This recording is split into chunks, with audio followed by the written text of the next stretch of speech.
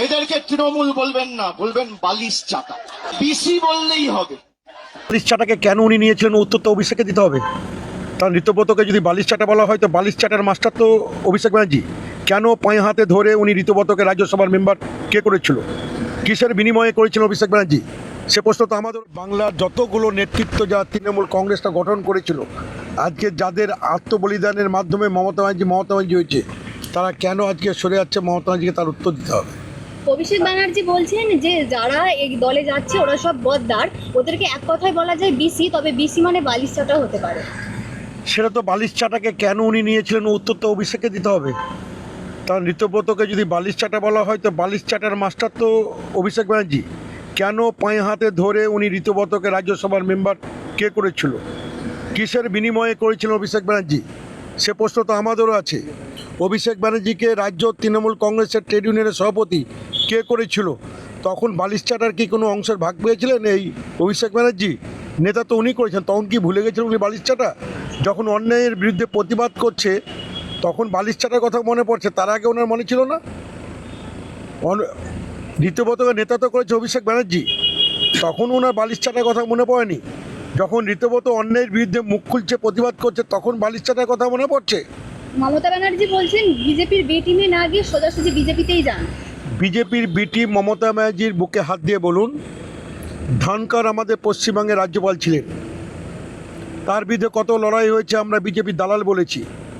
ধানকারকে যখন উপরাষ্ট্রপতি হিসেবে প্রার্থী করা হলো, মমতা ব্যানার্জি কেন ভোটদানে বিরত থেকে ধানকারকে উপরাষ্ট্রপতি করলেন?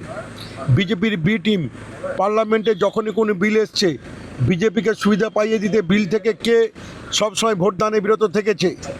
এই যে 24 সালে লোকসভা নির্বাচন, ইন্ডিয়া জোট থেকে বেরিয়ে এসে এনডিএ জোটকে কে সুবিধা পাইয়ে দিয়েছে? বিজেপির বড় দালালের অপর নাম হচ্ছে মমতা ব্যানার্জি। মমতা ব্যানার্জি হচ্ছে বিজেপি বড় দালাল, সেহেতু ওর মুখে এই কথা শোভা পায় না। মমতা ব্যানার্জি যে 21শে জুলাই কর্মসূচি পালন করছিলেন, সেখানে যারা তার সমর্থকরা ছিলেন তারা বলছেন যে ঋতব্রত বন্দ্যোপাধ্যায় যদি আমাদের উলুবেড়িয়াতে যান তাকে সেখানে মানে মেরে ফেলার অব্দি হুমকি দেওয়া হলো, এটা কেমনভাবে দেখছে? মানে ভদ্ররা কি দেখুন, ঋতব্রত প্রতিদিন উলবেড়িয়া যায় আসে, ওরা জানা নেই। এখনও ঋতব্রতকে কেউ মানে ডিম ছুঁড়ে মারেনি, হেলমেট পরে তাকে বাড়ির বাইরে বেরোতে হয়নি। যারা বলছে তাদের হিম্মত থাকলে কলকাতার চায়ের দোকানে একবার বিনা হেলমেটে বিনা পুলিশে চা খেয়ে আসতে বলিয়ে, তারপর তার উত্তর দেবেন তারা। মুখ্যমন্ত্রী শুভেন্দু অধিকারী শহীদদের 25 লক্ষ টাকা দেওয়ার করেছে, অন্যদিকে মমতা ব্যানার্জি 2 লক্ষ টাকা করে দিত। আমি আপনাকে বলি, কালকে পুলিশ বাজেট আছে, আমি বলবো আমি আবার নতুনভাবে পূর্ণাঙ্গ কমিশনে দাবি করব। তার কারণ সেদিন কার নির্দেশে গুলি চলেছিল, গুলি চালাতে প্রবচন কে করেছিল, এবং যার নেতৃত্বে নতুন মুখ্যমন্ত্রী হওয়ার পরে 2011 সালে যিনি কমিশন তৈরি করেছিলেন, সেই কমিশনের রায় উনি প্রকাশ্য আনলেন না কেন? কমিশনের কাছে উনি সাক্ষী দিলেন না কেন? কমিশনকে দপ্তরের সমস্ত তথ্য সাপ্লাই করলেন না কেন? আজকে সেই খুনের পিছনের কে আছে, পদ্মাকা পেছে কোন হয়, এ দেশের মানুষকে জানার প্রয়োজন রয়েছে।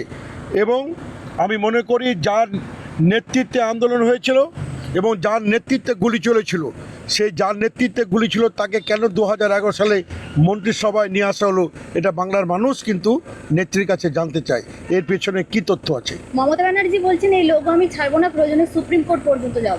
আর ইন্টারন্যাশনাল কোর্টে যান না কেন? আমাদের তো আপত্তি নেই, আমরা আইনের প্রতি আমাদের আস্থা আছে, ভরসা আছে। আমরা নির্বাচন কমিশনকে আমরা মান্যতা দিই, উনি সুপ্রিম কোর্ট যাক, তারপর ইন্টারন্যাশনাল আদালতেও যাক, আমাদের তো অসুবিধা নেই। যেখানে যাবেন, ওনার প্রচুর কোটি কোটি টাকা, এই কর্মীদের মারার টাকা, কয়লা পাচার, গরু পাচার, কত পাচার টাকা, কয়েক হাজার টাকা আজকে 13টা অ্যাকাউন্ট ফ্রিজ হয়ে আছে। আমরা যত তথ্য দেখছি 5,000 কোটি টাকা ফিক্সড ডিপোজিট, 1400 কোটি টাকা তার অ্যাকাউন্টে টাকা আছে। এই টাকা শুধু চার্টার ফ্লাইটের শুধু আসা যাওয়ার খরচ হয়, কর্মীদের কোনো কাজে লাগে না।